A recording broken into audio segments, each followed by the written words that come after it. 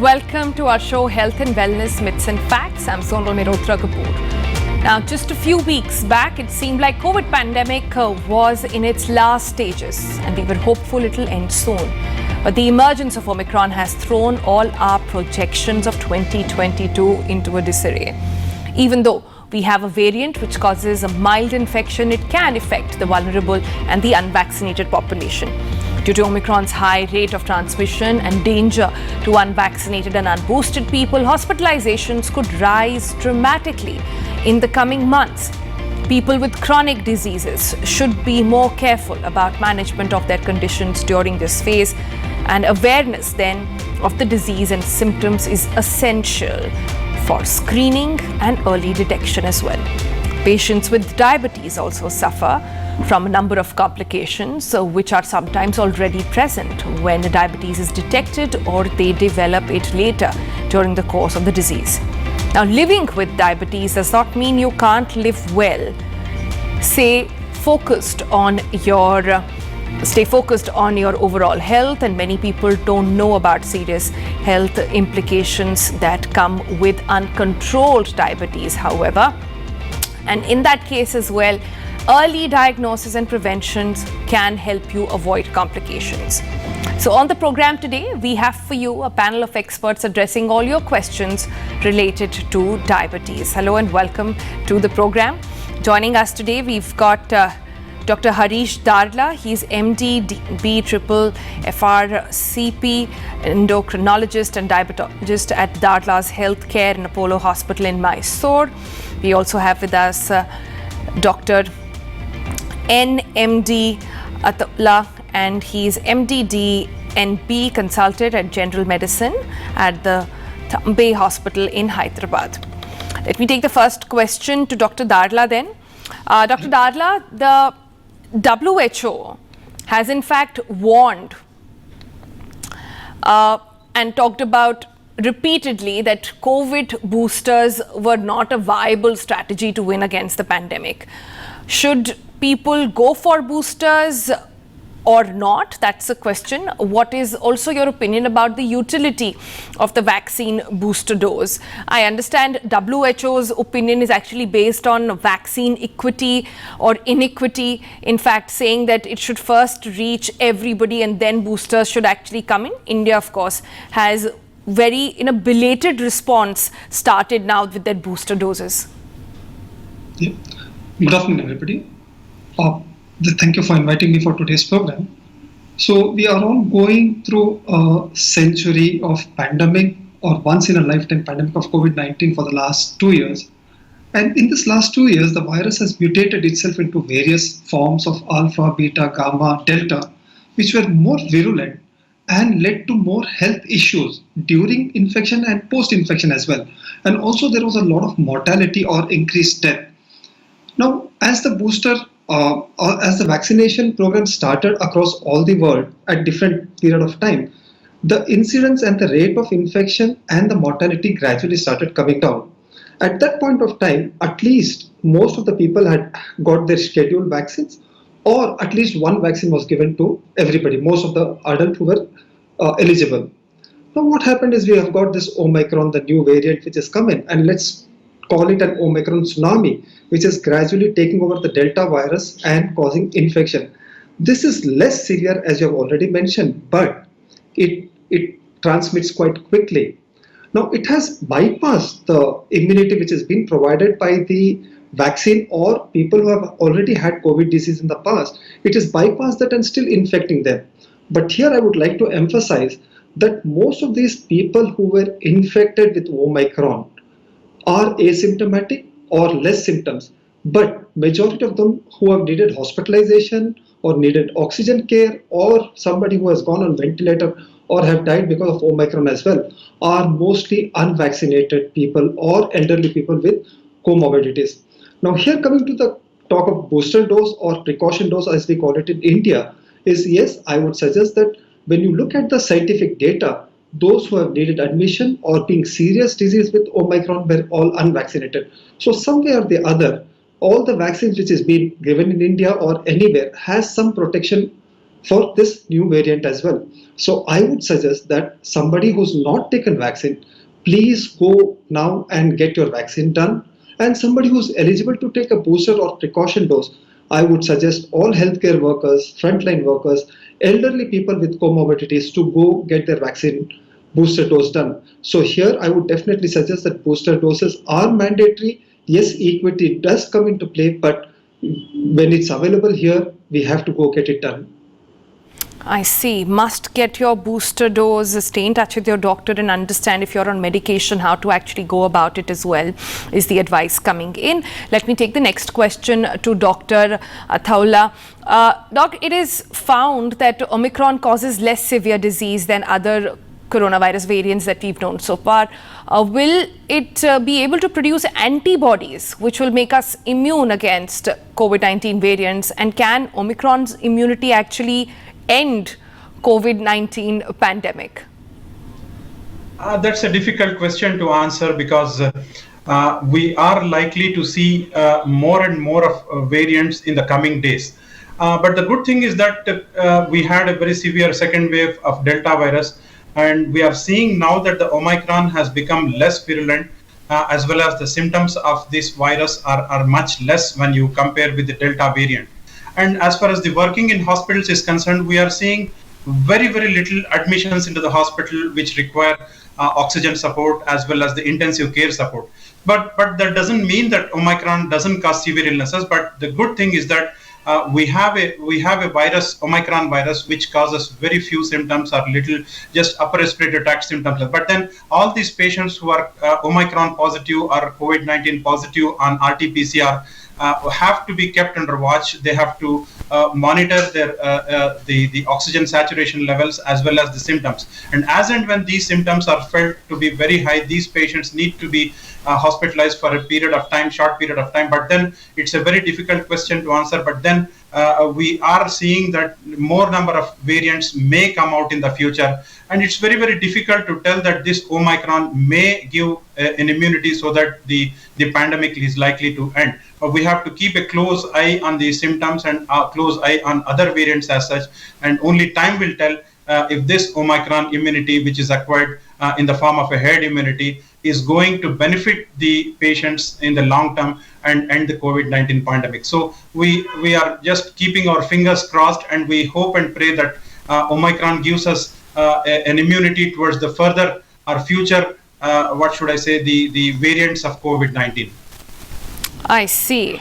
So it is going to be a bit of a wait to understand how much of immunity is actually building out of Omicron. Does a less severe variant give you less antibodies, or does it protect you against only that variant? All of these studies need to be done in detail actually to come to a conclusion on this one.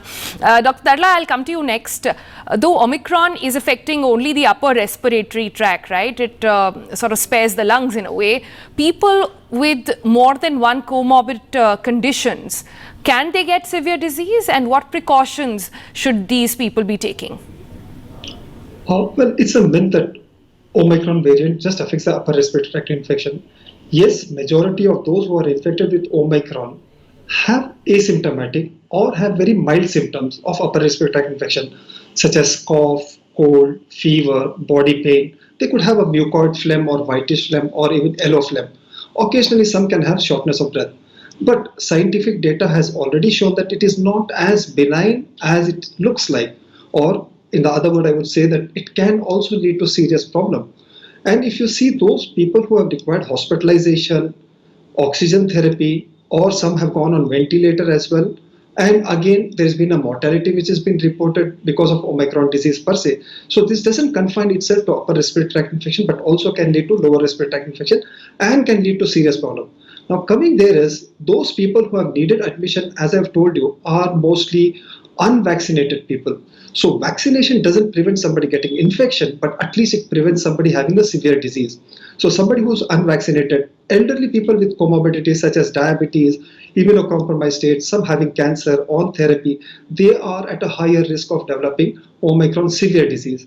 Now again, let me emphasize here, please, someone who's not got their vaccine done, go get your vaccine done. Somebody who's waiting for their booster dose or a precaution dose, do get their vaccine done. Now, what are the simple measures we do? I mean, this has been bombarded day in and day out for more than 2 years to maintain social distancing, which people have given off guard at this point of time. Or just use a appropriate face mask. Again, not just using an appropriate face mask, but using it appropriately and worn it properly is very important for us. Sanitize wash hands regularly. And again, the simple thing is don't avoid crowded areas, be it indoors or outdoors, if you don't require to be there. And somebody who needs vaccine, please go get it done. So these are the simple measures where we can prevent the transmission of disease and can have a natural death of this disease as well. I see. So get your vaccines and don't be under the illusion that the variant is going to lead to very mild or milder diseases, many have called it. All right, Dr. Athaullah, let me come to you next. We all know that immunocompromised people are more prone to infections like Omicron. Diabetes is an immunocompromised state as well. Are people with diabetes getting more severe forms of Omicron? I often hear doctors saying that those with uncontrolled diabetes actually end up getting more severe symptoms. Those who have their diabetes under check or are, taking all precautions are still not as serious. Yeah, absolutely. See, when the pandemic started way back 2 years back, we have two big associations in the form of American Diabetic Association, as well as our own association in the form of Research Society for the Study of Diabetes. We did not realize that COVID-19 will be acquired more quickly or will have a bad prognosis in patients with diabetes mellitus. But quickly we realized that diabetes mellitus is an important risk factor for acquiring COVID-19 infection, number one. Number two, even those people who acquire COVID-19 infection who are diabetic will have a bad prognosis in the form of they have severe forms of disease. They need to be hospitalized more often and they end up with deaths also, and mortality is also very, very high in these patients. So there are some other conditions which have shown to have immunocompromised state, like the smokers, the obese people, also the postpartum women who delivered recently, also people who are anemic, and people who have some malignancies. These are all other comorbid conditions or immunocompromised states which can cause COVID-19 infection to be acquired very quickly and have a bad prognosis. But then we are basically dealing with people who have type 2 diabetes mellitus. Here I would like to tell you that people who have diabetes have a higher rate of chance of infection, number one, and they are also more likely to have a serious form of disease, and in the form that they may require oxygen supplementation, they may require to be hospitalized. But again, if these patients can be picked up very quickly and the sugars are kept under control, that is, if the fasting sugar is about 120 or 110 and postprandial blood sugar is 130, 140, and these people will have a lesser form of infection if they are under good control, number one. And sometimes we are seeing is people who are non-diabetic come to us and we check their sugars, and their sugars have shot up, or their sugars are very high, and they're detected to be diabetes. So it has been found that Delta virus as well as the OMICRON, they have a direct effect on the pancreas, the beta cells of the pancreas, and these patients are more likely to become diabetic. So whoever comes to us with COVID-19 infection, it is imperative that we also check their sugars properly, irrespective of whether they have diabetes or not known to be diabetic. So this is the important message which I want to tell, that all patients should get their sugars checked. Not only that, about 50% of the people who have diabetes, they do not know that they have diabetes. Here comes the role of screening, and we have to screen people right from the age of 25 and see that whether they have diabetes or not, because in this pandemic, people who have diabetes have bad prognosis, and they are more likely to acquire the COVID-19 infection, irrespective of whether it's a Delta virus infection or even the Omicron infection. I see. Thanks for that, Doctor. Now, South Asia has the highest prevalence of type 2 diabetes compared to all over the world, right? Now, why is diabetes so common in South Asia? And also, can you elaborate a little bit also on the various reasons which makes Indians more susceptible to diabetes? Dr. Darla, if you can answer that. Yeah, as we are all going through once in a lifetime communicable pandemic, that is, which is infected pandemic of COVID-19. For a long time, we have been going through a non-communicable pandemic in form of type 2 diabetes. Now, if the rate of increase is as such as what it is happening now, we will have a dubious distinction of becoming the diabetic capital of the world.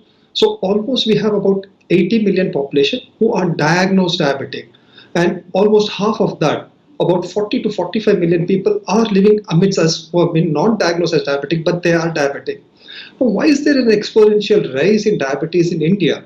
There are various factors. Now, genetic predilection, when we call genetic predilection, that is within our genetics. Now, because of famine and drought for centuries together and lesser food availability, genetically we had more fat which is stored in the liver. And when you have a lot of fat which is stored in the liver, it reduces the action of insulin, what we call insulin resistance. And that is one of the causes for diabetes more in South Asians. Now, when we talk about Indians in particular, we have a phenotype. When I talk about phenotype, it is how our body is made up of. Is thin, fat Indian. Now here, we calculate the body mass index based on the weight in kgs divided by height in meter square. Now this, even at a lower body mass index, when we compare to our Caucasian counterpart or Eastern counterpart, we develop diabetes at an younger body mass index. The reason being is having a lot of fat in the liver, having a lot of fat underneath the skin, which we call subcutaneous tissue. Now they release a lot of chemicals which prevents the action of insulin. Last but not the least, with good urbanization, fatty food, rich food available at cheaper cost, lesser activities, sedentary lifestyle, and another pandemic in making of obesity. These are all the reasons why South Asians are more prone for diabetes compared to our Caucasian counterpart. I see all those important factors there being looked into. We really hope people are taking cue from that. It's a good time to take a break now. We'll come back and we'll keep this conversation with our experts going. Stay tuned.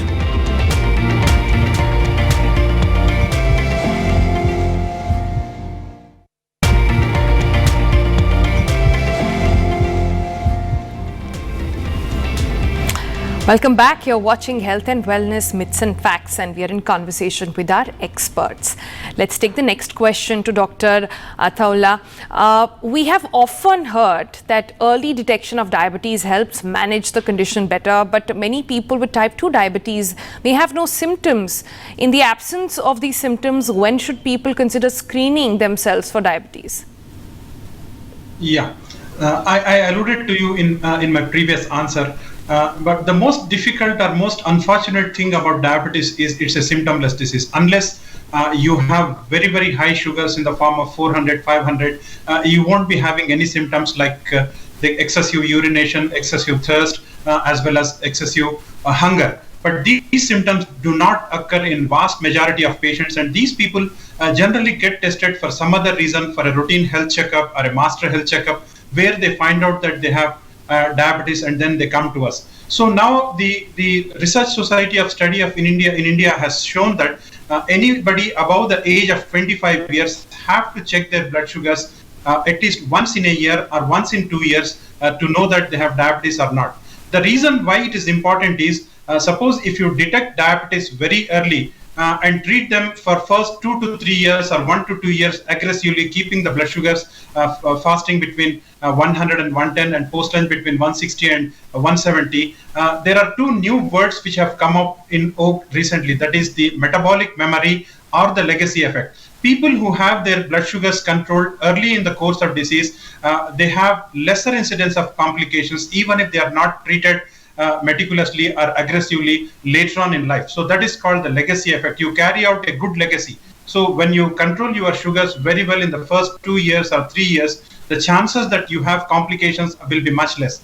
Now the complications of diabetes are two. One is microvascular complication and number two is macrovascular complications. The microvascular complications affect the heart, the nervous system, the neuropathy, or the kidneys. These are the three microvascular complications. And the macrovascular complications being the stroke, that is the cerebrovascular accident. People come to us with paralysis. That's number one. Number two is the heart attacks, the so-called the myocardial infarction. And number three is the peripheral vascular disease, that is the vasculature which supplies the limbs become what is narrower, and we have the amputations and so on and so forth. So the importance of picking up the patients early in the form of screening is very, very important.